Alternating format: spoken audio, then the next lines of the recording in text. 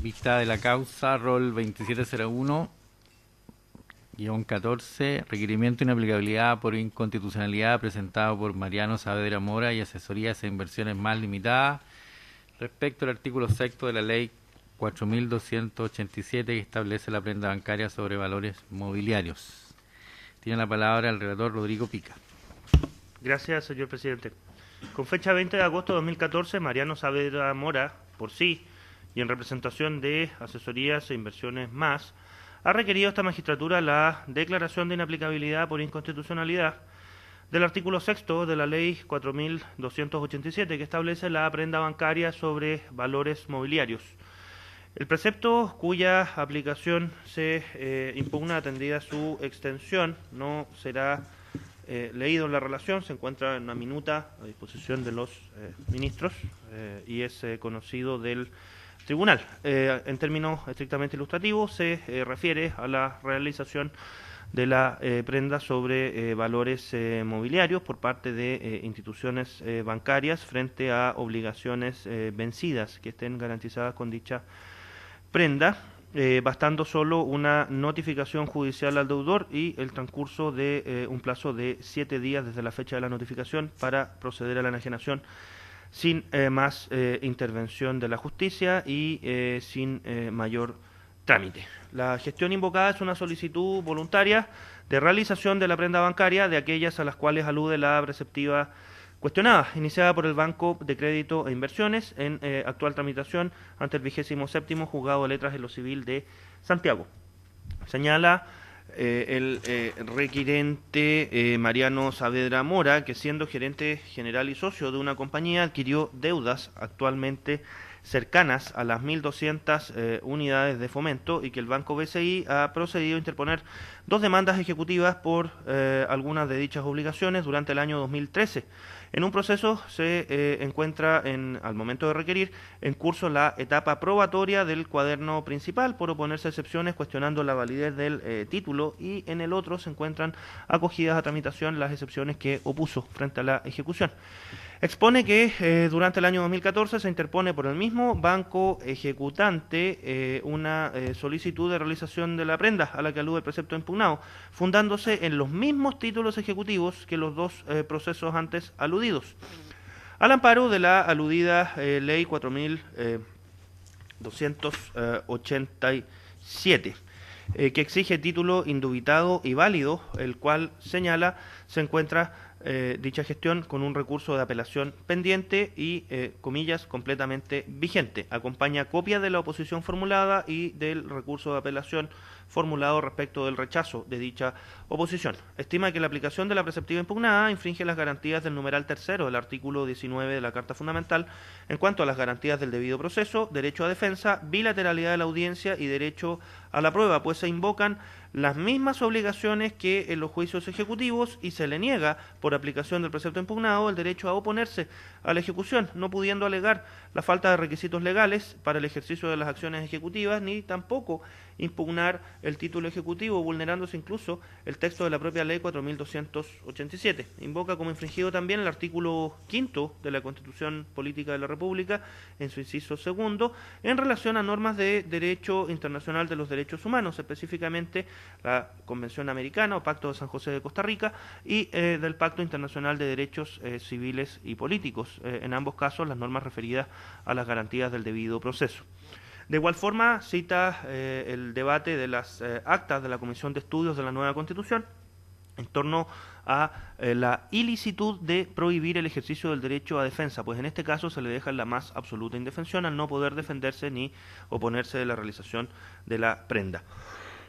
Con fecha 26 de agosto de 2014, la segunda sala de este tribunal acogió tramitación el requerimiento, concedió la suspensión del procedimiento de la gestión invocada y confirió traslado para resolver acerca de la admisibilidad. Evacuando dicho traslado de admisibilidad, el Banco de Crédito e Inversiones alegó la absoluta improcedencia del requerimiento por tener fines desviados y orientarse a dilatar la ejecución de deudores insolventes que se han colocado voluntariamente en tal situación, habiendo atacado el requiriente la ejecución por temas de forma, sin controvertir el fondo de la misma en cuanto a la existencia de las obligaciones y el hecho de estar vencidas. Alega que la suspensión del procedimiento podría importar la inobservancia de la realización forzosa orientada a recomponer el patrimonio de los deudores en beneficio de sus acreedores. Se expone que no se reprocha la aplicación de la norma, sino lo obrado por el ejecutante en los procesos, lo cual evidencia la inadmisibilidad de una acción que califica como temerariamente ejercida. Alega que en relación a los juicios ejecutivos a que se aluden, el requirente omite información, pues en uno de ellos se rechazó con costas la excepción opuesta y en el otro existen escritos pendientes respecto de la muy utilizada excepción formal referida a que no se ha acreditado el pago de los impuestos de timbres y estampillas y respecto a las características formales de la autorización de la firma ante notario. Reitera que no se busca atacar el fondo de la ejecución, sino solo dilatarla a través de defensas formales respecto del título. Se refiere después latamente a la acción especial prendaria y señala que el examen de inaplicabilidad es concreto, sin perjuicio de lo cual, en abstracto, la norma no es inconstitucional. En cuanto a la indefensión que se alega, reitera que se impugna lo obrado por el banco y que en cuanto al debido proceso señala que no hay norma que señale clara y específicamente cuáles son sus atributos. Con fecha 16 de septiembre se declaró la admisibilidad del requerimiento y posteriormente se confirió traslado para resolver acerca del fondo del conflicto de constitucionalidad planteado. Aludiendo a la correcta aplicación del precepto, señala que el banco, evacuando el traslado sobre el fondo, alude a la correcta aplicación del precepto impugnado, señala que se presentó copia de los procesos ejecutivos en la gestión de realización de la prenda con total transparencia, pues nada se ha ocultado, agregando que la existencia de juicios ejecutivos no inhibe el ejercicio del derecho de solicitar la realización de la prenda de conformidad a la ley. Reitera el carácter formal de las excepciones. Señala que en uno de los juicios se persiguen deudas de 12 millones de pesos de infracción y 1.800 unidades de fomento, y que en el otro se ejecuta por un pagaré de 3.250.000 pesos. Expone que al tenor del precepto impugnado, el único requisito es que las obligaciones estén vencidas y que la Corte Suprema ha señalado que esta notificación no es ejercicio de una pretensión, sin que el deudor pueda defenderse o hacerse oír, ni menos rendir pruebas, por lo que no concurre en este caso concreto, por los caracteres de la gestión, la idea de un proceso. Conceptualmente no sería un proceso, y agrega que resolver en contrario constituye una falta o abuso, porque implica resolver en contra del texto expreso de la ley. Señala que los títulos que motivan la ejecución son válidos, que no hay objeción alguna y que la norma es plenamente constitucional. Expone que se critica la norma en general y en su estructura, de manera genérica y abstracta, no en concreto, reprochando el obrar del banco en una acción que vuelve a calificar nuevamente como temeraria. Agrega que el banco es dueño de sus créditos y que ejerce legítimos derechos al disponer de ellos y cobrarlos en sede judicial. Señala que la causa de pedir del requerimiento carece de sentido y lógica y que no existe relación entre los antecedentes invocados y la inaplicabilidad solicitada, que se refiere a principios generales que no se encuentran vulnerados. Finalmente, cita algunas de las sentencias de este tribunal relativas al contenido de la garantía del racional y justo procedimiento y solicita el rechazo de la acción deducida. Recepcionadas copias autorizadas de las piezas principales de la gestión invocada, se ordenó traer los autos en relación. Es todo, señor presidente. Muchas gracias. ¿Alguna precisión respecto de la relación? Muy bien. Entonces, por la parte requirente, alega el abogado Pablo Carbacho Traverso hasta por 15 minutos. Gracias, señor presidente. Con la venia del excelentísimo tribunal, vengo a solicitar se declare inaplicable por causa de inconstitucionalidad el artículo 6 de la ley 4.287 sobre prenda bancaria de valores mobiliarios en relación a los autos seguidos ante el 27º Juzgado Civil de Santiago, rol voluntario 109-2014. En primer lugar, me gustaría hacer algunas precisiones respecto a lo hecho. Durante el año 2001, mi representado, Mariano Saavedra, fue invitado a ser parte de la sociedad ImageMaker Limitada. Esta empresa había sido constituida el año 2009 y su giro era básicamente el desarrollo de páginas web corporativas a la industria. Él solicitó, dentro de las condiciones de ser parte de la empresa, en primer lugar ser gerente de la empresa y ser parte, tener una participación del 25% del capital social, lo cual fue aceptado por los socios. Importante señalar que el principal, o si no el único cliente importante que tenía esta empresa era el Banco de Crédito e Inversiones, cuyo gerente general era y es hasta el día de hoy Lionel Olavarría Leighton, y que dentro de la empresa iMatchmaker, como gerente comercial, se desempeñaba su hijo, Lionel Olavarría Hurtado. Esto es importante porque luego de esta etapa inicial se orquestó entre ambos una serie de maniobras comerciales que generaron que mi representado debiera endeudarse frente al Banco BCI. ¿Por qué? Porque básicamente lo que se logró, y finalmente se logró, es que se diluyó su participación accionaria. Hasta el día de hoy, ¿cuál fue la operación que se logró? En virtud de una serie de aumentos de capitales intempestivos, donde la suscripción y pago de las acciones debía hacerse en el plazo de una semana, algo completamente fuera de la norma, tanto de los estatutos de la empresa como de la práctica comercial general. Mi representado se vio obligado a endeudarse. Esas deudas el Banco BCI las prendó, y esta prenda es el objeto del juicio que hoy que se ventila ante el 27º Juzgado Civil de Santiago. La validez de estos juicios es lo que se ve en estos otros juicios. Hay cerca de 3 juicios, hay un juicio arbitral, una serie de juicios paralelo a este, donde justamente lo que se discute es la validez y la exigibilidad de estos títulos por las razones que acabo de comentar. El primero tiene que ver, se ventila ante el 23º Juzgado Civil de Santiago, el segundo ante el 25º, y en ambos casos se ha recibido la causa prueba. Señalo solo como ejemplo un punto de prueba. Ante el 23º se señala la efectividad de carecer el título de alguno de los requisitos o condiciones establecidas por la ley para que tenga fuerza ejecutiva, sea con relación al demandado.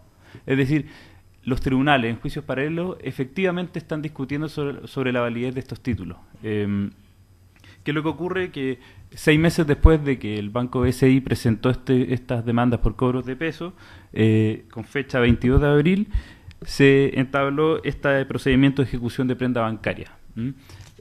Y como es evidente, este procedimiento entra en conflicto directo con los otros juicios que se están entablando. ¿Por qué? Porque eventualmente podría ocurrir que habiéndose declarado en uno de estos juicios la nulidad de los títulos, se haya en un juicio paralelo realizado las acciones que son objeto de esta prenda.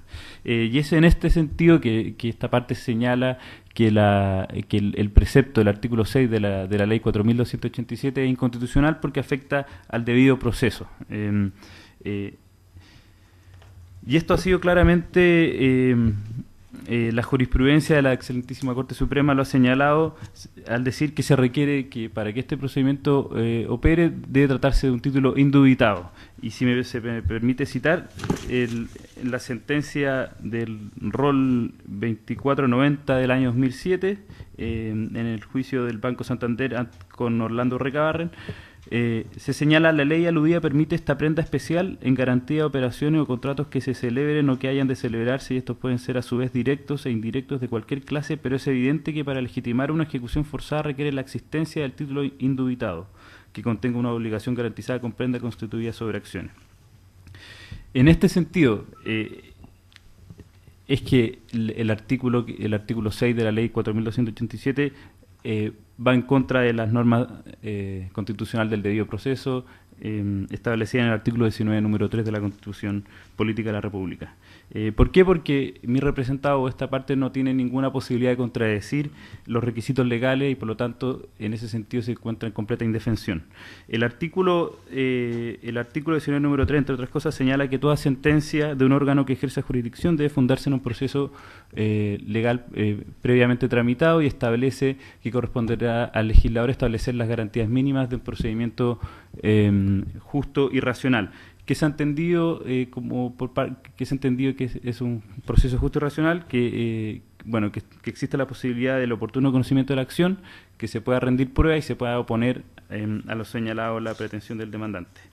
El mismo excelentísimo Tribunal Constitucional ha señalado que esta garantía, es decir, la garantía de un procedimiento justo y racional, se extiende sin limitación al ejercicio de la jurisdicción. Esto es el poder deber de conocer y resolver cualquier conflicto de carácter jurídico por cualquier órgano. Como se señaló, la imposibilidad de defenderse en un juicio atenta contra los tratados internacionales que han sido ratificados por Chile y que son plenamente aplicables en virtud del artículo 5 de la Constitución. Entre otros, el artículo 8 del Pacto de San José de Costa Rica o Convención Americana, que establece las garantías judiciales y que establece principalmente el derecho a ser oído en la determinación de los derechos y obligaciones de orden civil y penal. Asimismo, las actas de las sesiones 101 y 103 de la nueva Constitución señalan que los atributos de racionalidad y justicia se concretan, entre otras cosas, con la igualdad de las partes y el emplazamiento, el derecho a ser oído y la posibilidad de una adecuada defensa. En este sentido, algunos han señalado y han llegado a decir que la nueva Constitución, la Constitución de 1980, derogó tácitamente este artículo, estableciendo las nuevas garantías y los nuevos estándares, los estándares modernos de debido proceso. Este artículo, que venía de 1928, fue derogado tácitamente. Y en este sentido, la bilateralidad de la audiencia se ha señalado en un procedimiento completamente especialísimo y que solo por muy buenas razones puede verse restringido o suprimido. Lo que acá se está discutiendo es si existe alguna razón para que este procedimiento excepcionalísimo que rige en favor de los bancos debe seguir siendo un procedimiento vigente. Lo que nosotros señalamos es que no hay ninguna razón que así pueda que pueda entenderse para que los bancos tengan un procedimiento fuera de los estándares y las normas del debido proceso. El excelentísimo Tribunal Constitucional, en fallo del 2 de agosto de 2008, señaló exactamente esto, es decir, la excepcionalidad de del procedimiento. Si se me permite leer, de ahí que el legislador está obligado a permitir que toda parte o persona interesada en un proceso cuente con los medios apropiados de defensa que le permitan oportuna y eficazmente presentar sus pretensiones, discutirlas de la otra parte, presentar pruebas e impugnarlas que otros presenten, de modo que si aquellas tienen fundamento, permitan el reconocimiento de sus derechos, el restablecimiento de los mismos o la satisfacción que según el caso proceda. Y esto es lo que me interesa subrayar, excluyéndose en cambio todo procedimiento que no permita a una persona hacer valer sus alegaciones o defensas o las restrinja de tal forma que la coloque en una situación de indefensión o inferioridad como acá ha ocurrido. Esto está reforzado en la sentencia en el expediente rol 1202 de 2008, donde se establece nuevamente el derecho a formular defensa, y la excelentísima Corte Suprema, además, en sentencia rol 2490, explícitamente, en un caso exactamente como este, señala que la ley 4.287 no admite ni posibilita resolver esta controversia. La controversia era justamente sobre la validez del título, puesto que la notificación de que trata parece solo tiene por finalidad avisar al deudor que se va a proceder a vender la prenda.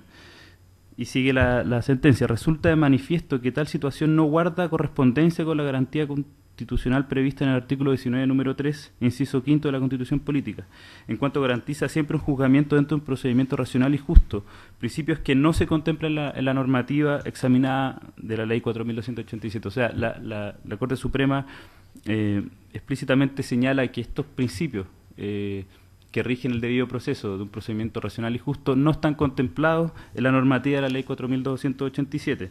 Y señala, los jueces desatendieron esos principios de superior jerarquía, infringieron ese mandato constitucional privándolo del derecho a hacer valer sus defensas o excepciones en el juicio correspondiente, vulnerando además el artículo 823 que regula el derecho a oponerse en los juicios no contenciosos, del 823 del Código de Procedimiento Civil. Entonces, finalmente lo que cabe preguntarse es ¿por qué este especialísimo procedimiento que rige en favor de los bancos? Y uno podría pensar que a la fecha de su dictación, en 1928, con una banca débil, en un contexto inminente de crisis mundial, era entendible que se facilitaran las operaciones de crédito de los bancos, pero sin lugar a duda, hoy día, con el poder y con la fuerza que tienen en la banca, claramente no se justifica un procedimiento que se salte las normas del debido proceso y que no se rija por las normas de derecho común como cualquier ciudadano. En este sentido, no solo se afecta el debido proceso, sino creo que además se afecta la igualdad ante la ley para todas las personas, y es por eso que se solicita que se declare la inaplicabilidad por motivo de inconstitucionalidad del artículo 6 de la ley 4287. Todo cuanto puedo decir. Bien, muchas gracias. Por la parte requerida, Banco de Crédito e Inversiones, alega el abogado Carlos Molinari, hasta por 30 minutos. Muchas gracias. Con la venia del señor presidente, de su señoría excelentísima, efectivamente soy Carlos Molinari, abogado, y alego en representación del Banco de Crédito e Inversiones, solicitando a este excelentísimo tribunal el rechazo de este recurso por las razones que voy a pasar a relacionar.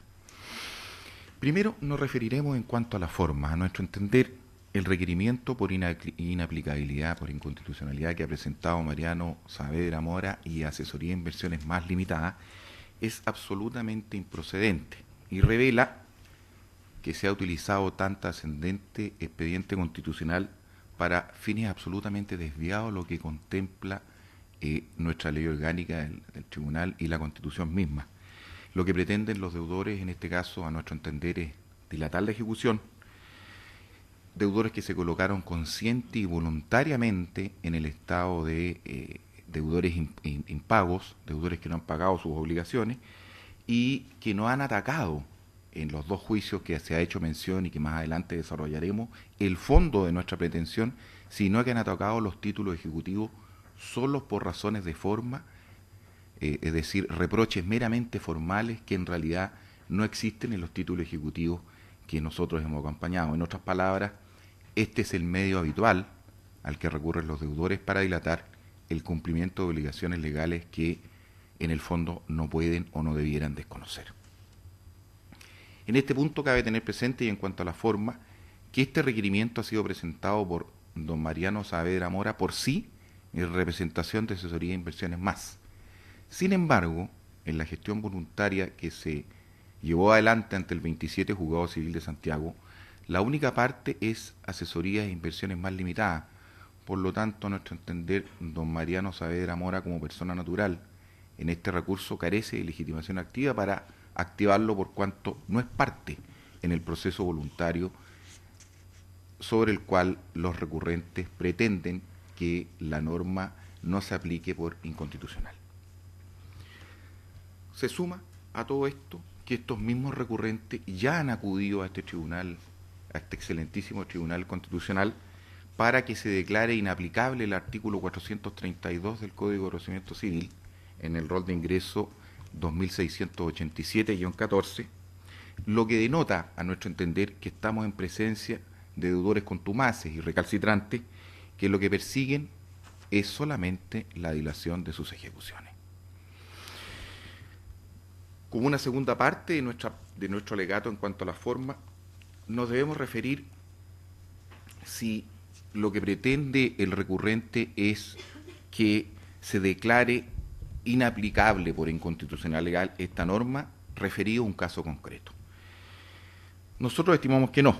El recurrente estima que la norma vulnera el debido proceso establecido en el 19 número 3 de la Constitución Política de la República y además del tenor de su requerimiento en cuanto a las razones que aporta para sostener que habría esta vulneración es que él no podría ejercer en plenitud su derecho de defensa en el proceso voluntario que recién se ha señalado. Entonces, inmediatamente nos percatamos que el actor lo que hace es no reprocha la norma al caso concreto, sino que más bien la critica de manera general, aduciendo tangencialmente nuestras actuaciones en los juicios ejecutivos diversos. Entonces, no estamos en presencia, por cuanto de un ataque de respecto a la norma y al caso concreto, por cuanto el mismo recurrente no señala qué parte de la disposición del artículo 6 es contraria a la Constitución, qué parte de la norma del artículo 6 se solicita su inaplicabilidad. Entonces tenemos que entender, en este sentido, que lo que el recurrente hace es cuestionar la totalidad del precepto, lo cual resulta muy grave, por cuanto si se deja sin aplicación el precepto en su totalidad, nos quedaríamos sin un precepto legal que resolviera la cuestión pendiente de tribunales. En otras palabras, no podemos dejar que este mecanismo se transforme, valga la redundancia, en un mecanismo de legislación específica para un caso concreto. Lo que el recurrente entonces ha pretendido es declarar que la norma en su totalidad es inconstitucional. Efectivamente, nosotros al presentar nuestros descargos señalamos lo que el Tribunal Constitucional ha manifestado respecto de la concreción del caso. Así, este excelentísimo tribunal ha manifestado que la inaplicabilidad exige reproche de constitucionalidad en el caso concreto. Por ejemplo, en el caso que se decidió sobre el derecho al recurso y a la doble instancia. No cabe duda que el tribunal, al revisar esto, va a revisar decisiones jurisdiccionales, pero no puede garantizar perentoriamente el derecho al recurso y a la doble instancia, en este caso en concreto en el cual el tribunal se estaba refiriendo, porque el Tribunal Constitucional no es llamado a examinar, mediante razonamiento in abstracto, si el sistema de impugnación, por ejemplo, que establece el legislador, contraviene o no contraviene la Constitución, sino que debe considerar siempre, aplicado al caso concreto, la naturaleza jurídica del proceso. En otra materia y en otra sentencia, el tribunal ha dicho que debe ser necesaria la precisión de antecedentes en un requerimiento por infracción, por ejemplo, ante la igualdad ante la ley. Siendo el recurso carente de dichos antecedentes, necesariamente dicho recurso no puede prosperar. En este mismo sentido se ha pronunciado el excelentísimo Tribunal Constitucional cuando ha dicho que existe una autonomía del legislador para establecer procedimientos ejecutivos de diversa naturaleza, atendido el crédito que se pretende cobrar y las garantías que ello resultan, y las garantías que puntualizan específicamente el cobro de esta obligación dineraria. Es decir, si el legislador establece diferentes procedimientos ejecutivos y estos responden a un fundamento racional y justo como lo establece la Constitución, el Tribunal Constitucional se encuentra impedido de revisar tales procedimientos, a menos que esos procedimientos entraran en conflicto con los estándares de racionalidad y justicia que establece la propia Constitución. Ha dicho también este excelentísimo tribunal, y sobre este punto, la concreción del caso y la relación a un caso concreto, que la modificación del sistema de acciones y recursos no es un asunto propio del Tribunal Constitucional, sino que de política legislativa. Por lo tanto, el legislador es el que decide en tal o cual procedimiento los recursos y las maneras en que el demandado, los ejecutados, el demandante o el ejecutante podrán interponer los recursos que la misma ley les franquea.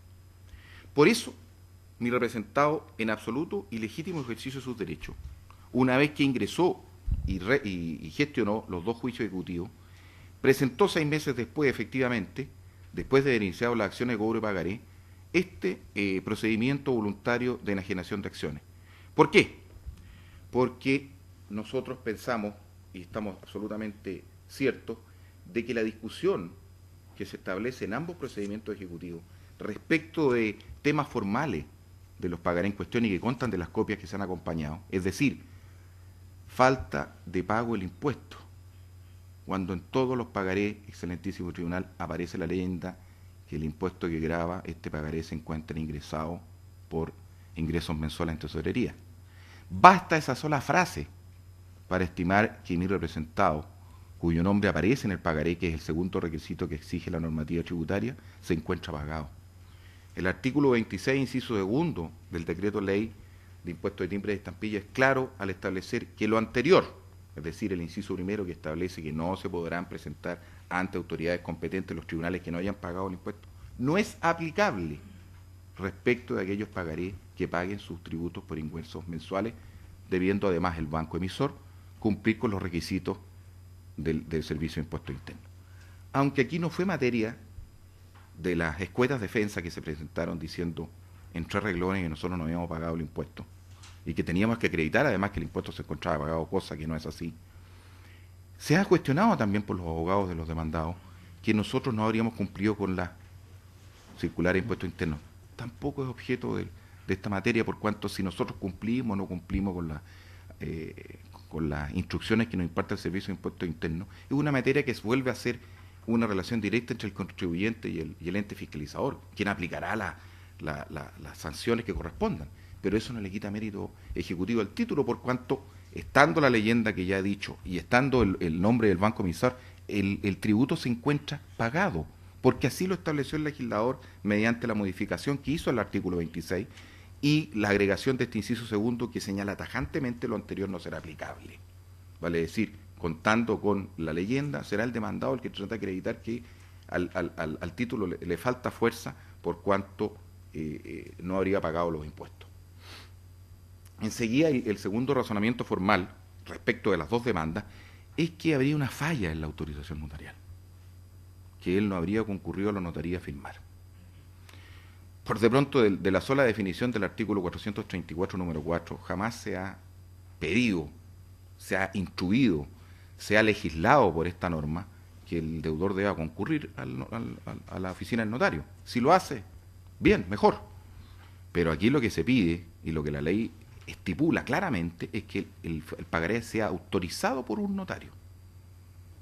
La palabra autorizar por un notario, reiterada jurisprudencia ha dicho que no significa que el firmante, el suscriptor, el aceptante vaya a la notaría a firmar, sino que mediante los mecanismos idóneos y mediante los mecanismos que tiene el notario, pueda certificar que efectivamente la firma que se estampó en dicho pagaré corresponde al deudor. Y esa es una actuación que hace solo el ministro de Fe, lejos de que esté presente el deudor, incluso con posterioridad a que éste firme el pagaré, porque el notario, en virtud de ser un ministro de Fe, da cuenta, de acuerdo a los antecedentes con los cuales consta, que la firma que aparece estampada en el pagaré es la del suscriptor. Con eso es suficiente, porque aquí jamás ambos demandados en ninguna de las dos ejecuciones han alegado la falsedad de su firma. Lo que han dicho es que aparentemente el notario no habría ejercido correctamente su función al haber señalado que autorizaba la firma sin tener conocimiento de la identidad, lo cual tampoco es una exigencia que establece el legislador. Entonces tenemos, excelentísimo tribunal, que en virtud de ello nosotros operamos de acuerdo a este procedimiento especial, por cuanto a nuestro entender no cabe duda que las obligaciones se encuentran vencidas, independiente que estas cuestiones de forma hayan sido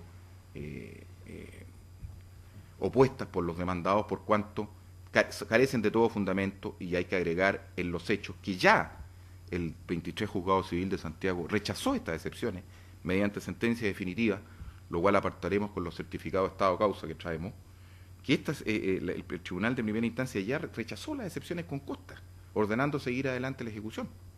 En ese sentido, ahora el recurso se encuentra en tabla para ser conocido este viernes por la Ilustrísima Corte de Apelaciones. En el otro juicio, cada tribunal tiene sus momentos y tiene sus tiempos, la cosa va un poco más lenta, pero en este minuto y con la fecha de ayer se ha resuelto por parte del tribunal la reposición a la resolución que recibió la causa prueba por nuestra parte. Entonces estamos a punto, a 10 días, más 6 días de la observación a la prueba, de entrar también al fallo de esta ¿cómo se llama?, de este proceso, en el cual se discute sobre un pagaré de 3.250.000 pesos.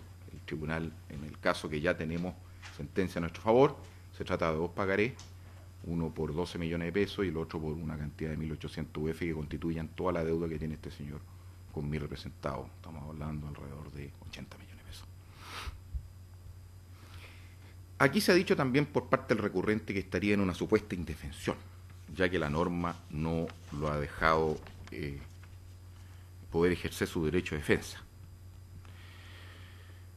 Sin embargo, nosotros al leer el recurso vemos que no existe una relación entre lo que el recurrente dice, antecedentes previos, es decir, el caso concreto, y la inaplicabilidad por inconstitucionalidad que señala posteriormente en el resto de los parágrafos de su acción.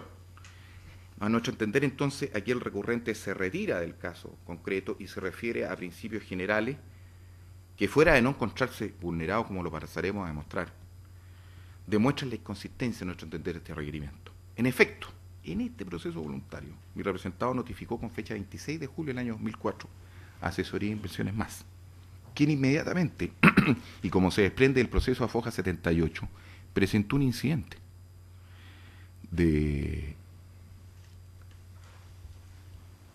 oponiéndose al remate de las acciones alegando litispendencia, aduciendo estos dos recursos a estos dos juicios que hemos hecho referencia, y al cambio de procedimiento.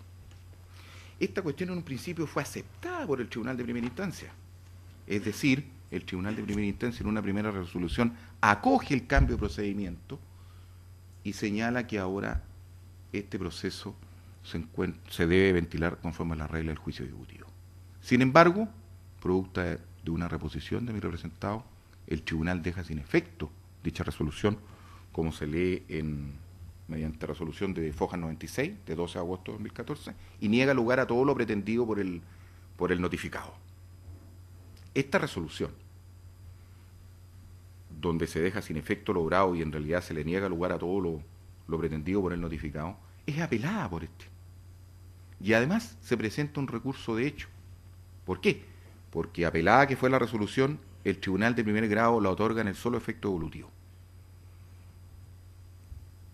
Estos deudores indefensos presentan un recurso de hecho, el cual es visto por la Corte de Apelaciones de Santiago con fecha 22 de octubre de 2014, y en definitiva desechan dicho recurso porque, tal como lo señala el juez del fondo, entienden que estamos en presencia de una sentencia interlocutoria, por lo cual la apelación debe ser concedida en el solo efecto evolutivo, con pulsas que prontamente llegarán a la Corte de Apelaciones y que, por lo cual, serán la gestión pendiente que queda por resolver en ese proceso, una apelación en la Ilustrísima Corte de Apelaciones de Santiago.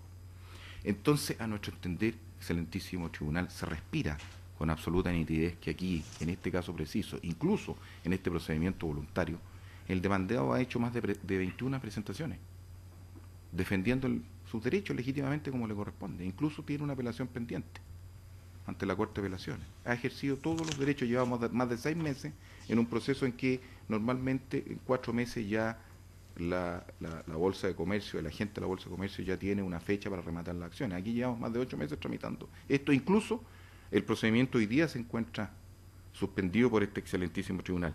Entonces no hay indefensión procesal alguna, solamente desde el punto de vista de los hechos, ya que los demandados han utilizado todas las herramientas que el legislador les ha proporcionado.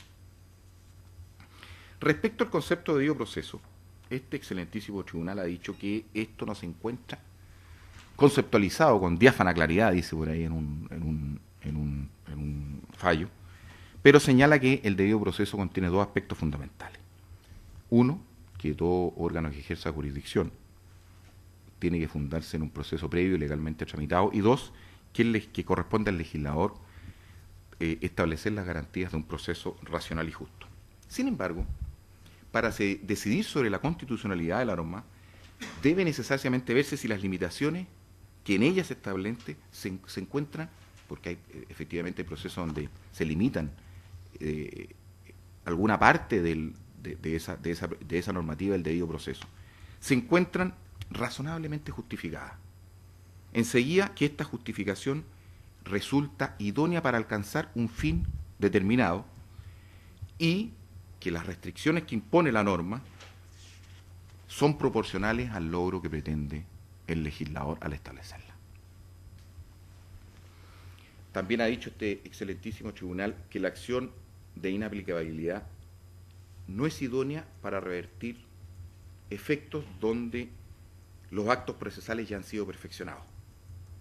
Es decir, a través de este recurso no puede dejarse sin efecto, por ejemplo, lo que se ha obrado en un juicio ejecutivo. Y es así que en este caso precisamente la norma en cuestión, el artículo 6, ya fue aplicada por el juez. Fue aplicada por el juez y al final se resolvió no al lugar a lo que señalaban los deudores, el cual hizo uso de su derecho de apelar frente a la Corte de Apelaciones para el solo efecto de poder eventualmente obtener el cambio de procedimiento de voluntario a contencioso. Pero la norma, por el juez de la instancia, que es la norma que se dice es inconstitucional, y ya fue aplicada por el juez del grado. Asimismo, este tribunal ha dicho que es necesario para este tipo de recursos que la norma tenga aplicación en la resolución del caso. Y aquí, como hemos manifestado, y no queremos ser reiterativos, la norma ya se aplicó. la norma ya se aplicó al caso concreto y ha tomado mucha importancia hoy en día a través de los recursos que se presentan ante esta magistratura, las características y circunstancias del caso concreto. Es decir, lo que establece el Tribunal Constitucional es la conformidad o contrariedad con la Constitución que tiene la aplicación del precepto al caso concreto. Y como ya vimos aquí, el precepto ya se encuentra aplicado, porque el juez de la instancia dio aplicación a él al momento de fallar la reposición que mi representado presentara. En el caso, como hemos dicho, en el caso que nos llama o nos convoca a revisar, como la disposición ya fue aplicada, lo único que queda es la apelación que se sigue ante la Corte de Apelaciones, valga la redundancia. La resolución, respecto a la resolución que no tuvo por no puesta las excepciones que se dedujeron, sería la gestión entonces, ¿cuál sería la gestión pendiente donde resulta aplicar el precepto del artículo 6, la apelación ante la Ilustrísima Corte de Santiago? Nos queremos hacer presente que en este punto, al momento de que este tribunal se pronunciara sobre la suspensión del procedimiento, el ministro don Raúl Bertelsen Repeto, en un voto de minoría, estimó que no era del caso suspender el procedimiento atendido el mérito y estado procesal de la gestión invocada. A nuestro entender, a pesar de lo escueto del voto de minoría, entendemos que el excelentísimo ministro entendió que ya el procedimiento se encontraba afinado. Es lo que también nosotros pensamos, por cuanto lo único que queda, sin perjuicio de la apelación, sería notificar a la Bolsa de Comercio de Santiago para que un agente pueda rematar estas acciones en pública subasta, donde podrán ir también los deudores a participar de ella. También ha dicho este Tribunal Constitucional que este precepto debe ser decisivo en la resolución del caso. Y aquí no lo es, porque como la norma ya fue aplicada, la disposición no será decisiva para resolver el caso en cuestión.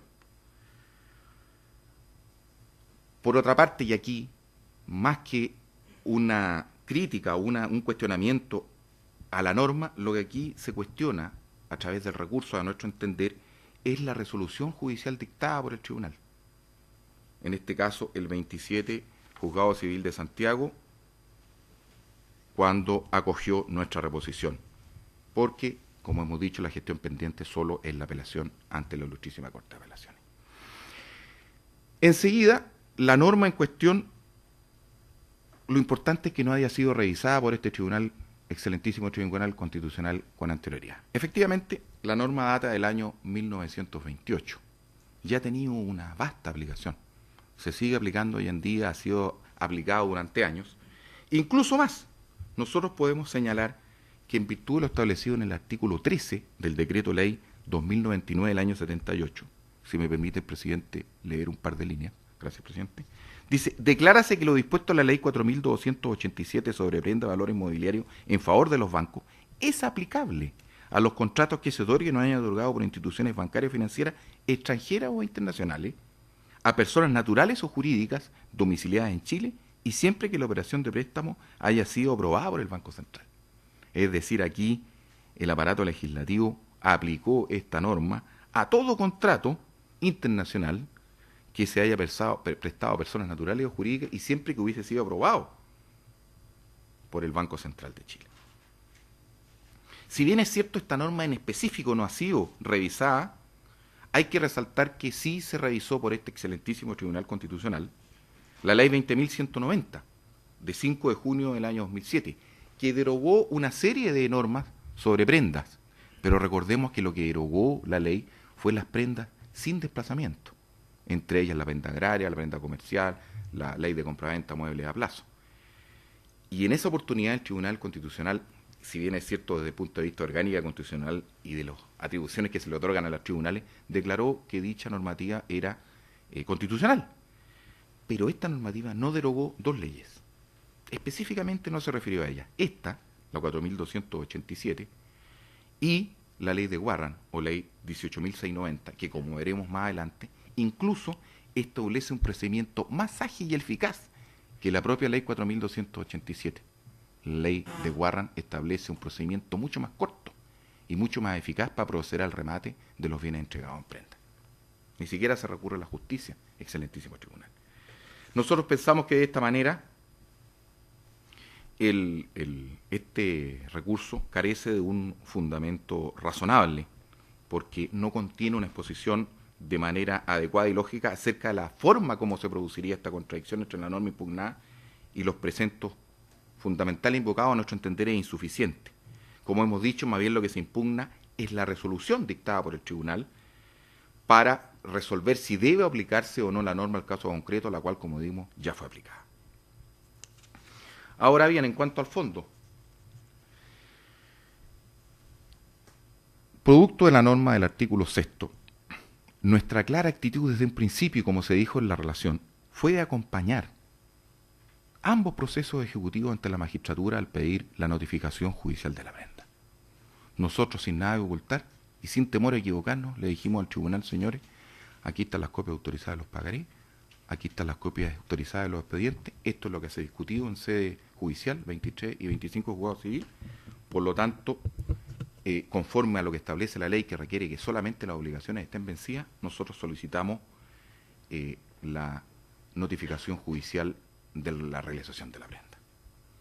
Como hemos dicho, no voy a reiterar, nosotros acompañamos estos expedientes, lo cual es lo que se ha opuesto son excepciones o defensas de fondo, rechazadas ya en primera instancia. El día viernes se ve la causa en la Corte de Apelaciones de Santiago y la otra, en 10 días más, se pedirá fallo, se harán observaciones a la prueba que solamente se rinde respecto de sentencias del tribunal, de la Corte Suprema. El demandado no ha pedido ningún oficio de impuesto interno, no ha pedido nada que pudiese acreditar que nosotros no hemos pagado el impuesto, evidentemente, porque sabe que se le cargó en su propia cuenta corriente, porque es de cargo de él. El impuesto que grava con timbre y estampilla se hace a través de cargo en cuenta corriente, como nos pasa a todos los que utilizamos en los bancos para operar. Sin perjuicio de lo dicho, ha quedado claro que, a nuestro entender, el único requisito que la norma legal establece para poder operar ante este procedimiento es que las obligaciones se encuentran vencidas, cosa que ocurre en la especie. Lo anterior viene defrendado por una sentencia que se señaló en la relación de la excelentísima Corte Suprema, que dice que aquí no existe juicio y que en el fondo se trata de una notificación judicial, a pesar de que en los hechos los demandados han podido defenderse latamente, lo que se demuestra con lo que se ha demorado la causa en primera instancia. Por lo tanto, excelentísimo tribunal, aquí no estamos en presencia de la validez de los títulos, como pretende hacerse creer. Aquí estamos en presencia de las alegaciones de un doctor respecto a fallas formales de 2 pagarés, pero no cabe duda que lo que los pagarés señalan, la deuda existe, el deudor la debe y no la quiere pagar. El resto serían poemas para tratar de armar una defensa, para tratar de demorar la ejecución, la que necesariamente va a tener que ser rechazada por cuanto tanto los impuestos de timbre han sido pagados y la autorización que estableció el notario en ambas pagarés es suficiente, precisa y concordante, como lo señala el artículo 434, número 4. Nosotros estamos acá, en este procedimiento, frente a un procedimiento ágil, es verdad, que tiene por objeto poder ejecutar determinadas acciones dadas en prenda a los bancos, lo que supone la revisión del juez para si estas obligaciones se encuentran vencidas, sin perjuicio de los demás derechos que podrán tener los acreedores. Y es lo que hizo el juez de primera instancia, don Javier Torres Vera, titular del 27 Juzgado Civil de Santiago, porque viendo los antecedentes que le proporcionó el ejecutante, copia autorizada de los pagarés, copia de las ejecuciones seguidas ante 2 tribunales, copia del contrato de prenda, al que me referiré más adelante también, y copia de nuestra presentación, dispone notifíquese, con lo cual no podemos señalar que aquí nos estamos frente a un debido proceso, porque al que recurre el banco es al juez, quien, una vez que se cerciora que las obligaciones se encuentran vencidas y que se cumplen con los demás requisitos que establece el legislador, señala notifíquese.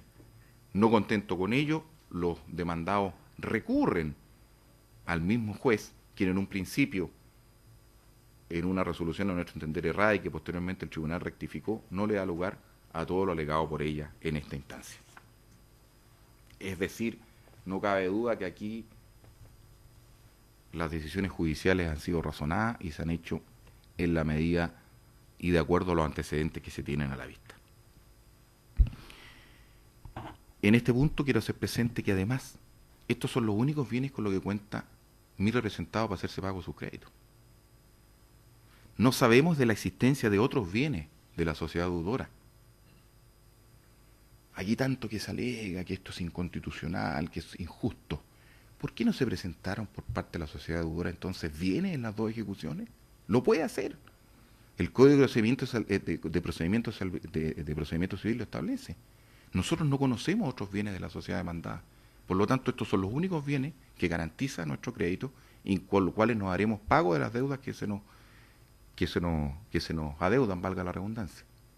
No conocemos otros bienes de la sociedad demandada. La sociedad demandada no ha presentado otros bienes en ninguna judicatura.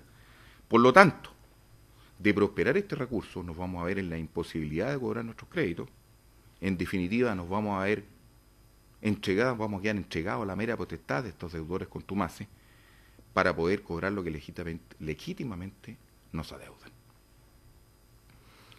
Ahora bien, por otro lado, declarar la inconstitucionalidad de la norma en su conjunto, como aparece el recurso, va a privar a toda la banca chilena de este proceso. ¿De qué manera?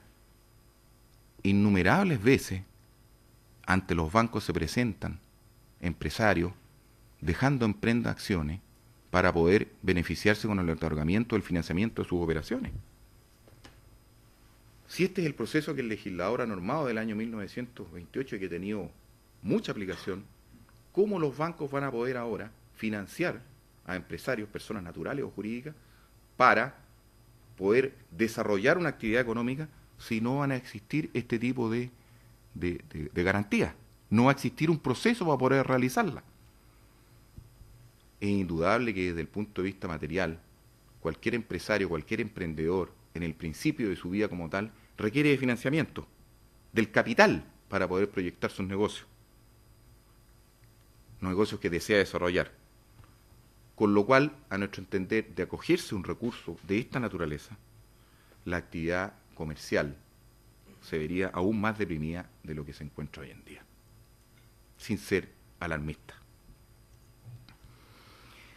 No debemos olvidar también, excelentísimo tribunal, que si bien este proceso hace en alguna medida excepción al principio de la bilateral de la audiencia, aunque existe notificación judicial, y no solo judicial, existe notificación conforme a las normas generales de notificación.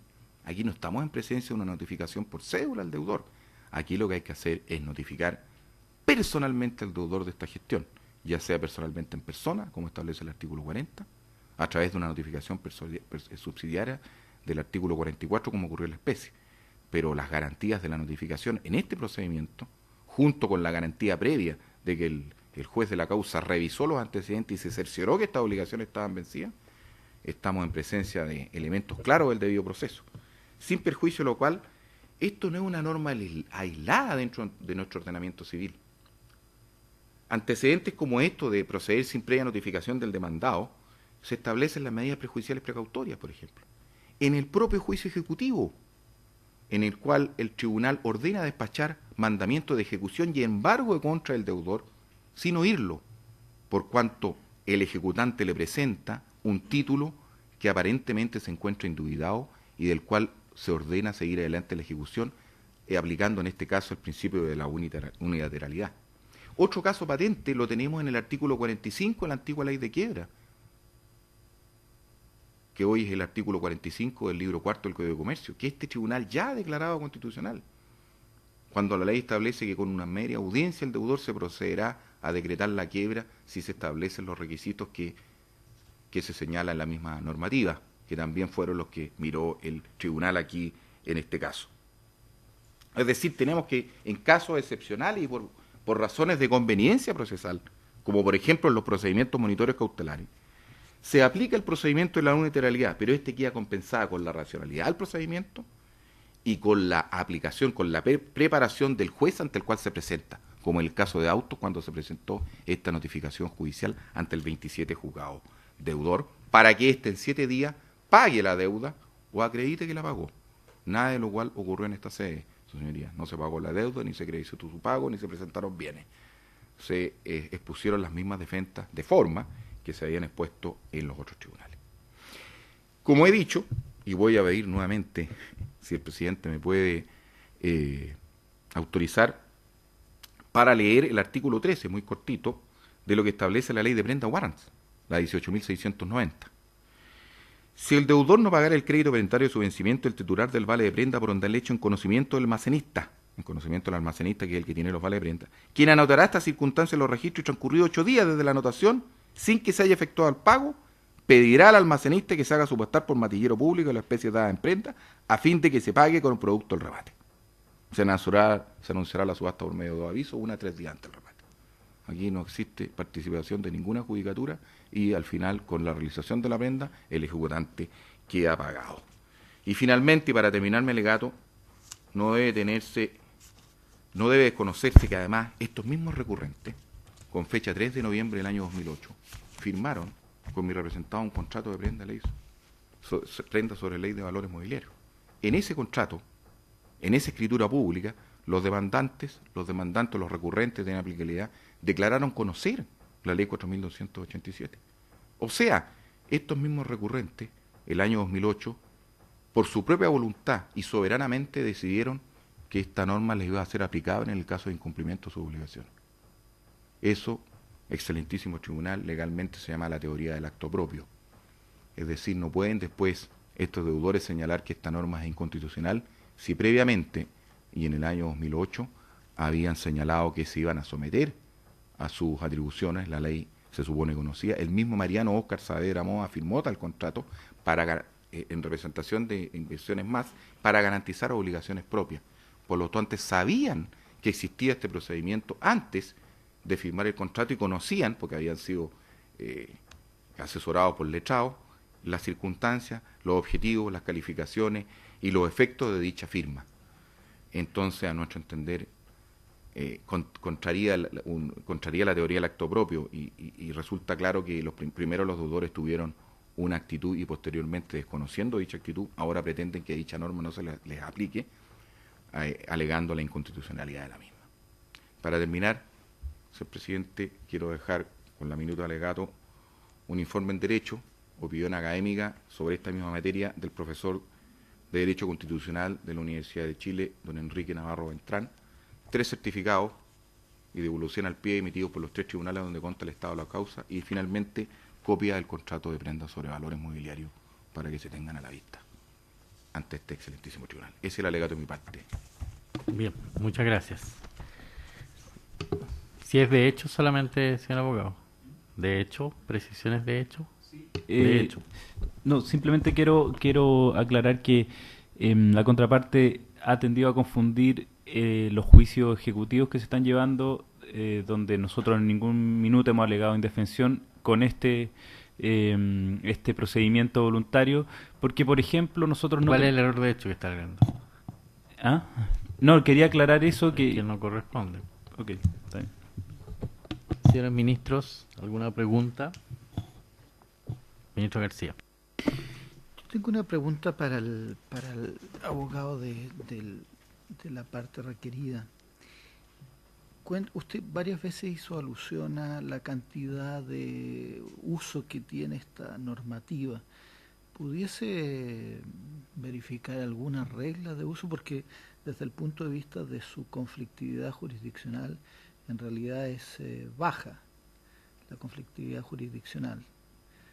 Y parecería no corresponderse con la referencia sobre la cantidad de uso que se ha hecho de este artículo. Sí, excelentísimo señor ministro, es baja la aplicación. Es baja la aplicación porque los créditos garantizados con este tipo de prenda dentro de la universalidad de créditos que otorga el banco no es alta. Vale decir, el banco otorga crédito hipotecario en un 80%, prendarios en un 10% y otros 10% serán acciones que se entregan en prenda. Además hay que tener presente que las acciones que se entregan en prenda deben ser valoradas de alguna manera por las partes, por lo tanto no cualquier acción puede ser entregada en prenda, alguna que tenga un valor, pero sí es comúnmente utilizada por los bancos. Ahora, respecto a porcentajes de ingresos a tribunales de este tipo de gestiones, lo desconozco, pero nosotros a lo menos presentamos unas 10 por año. y sumado a toda la banca, es utilizado el procedimiento.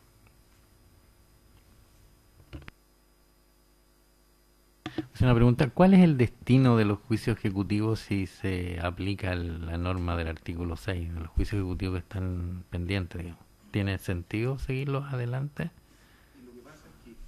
¿Son los mismos bienes los embargados? No, en el juicio ejecutivo no hemos embargado bienes, porque no conocemos otros bienes del deudor.